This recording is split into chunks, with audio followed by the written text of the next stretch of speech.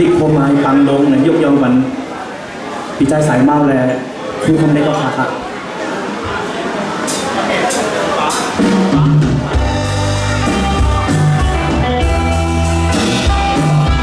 อีกเดินเขายกย้อนพี่น้องคาเห็นข้างนอก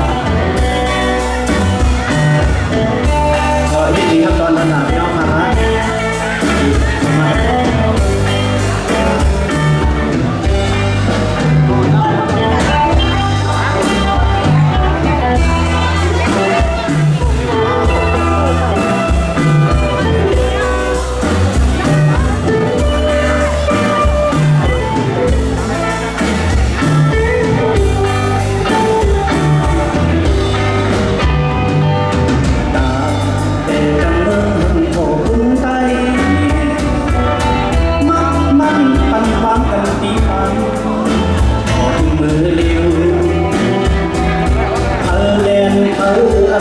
ตัวไต้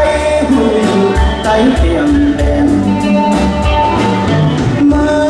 ไต้พ่อไปป่าไล่คืนบนมา10 ปีเอาอยู่มังเข้าโคป่าจอดออกสายโย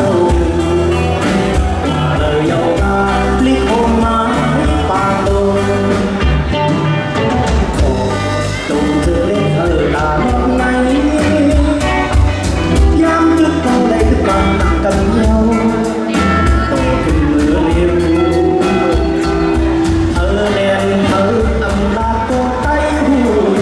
ไต้เทียมแดงมองไต้ก็ไปตาไล่คืน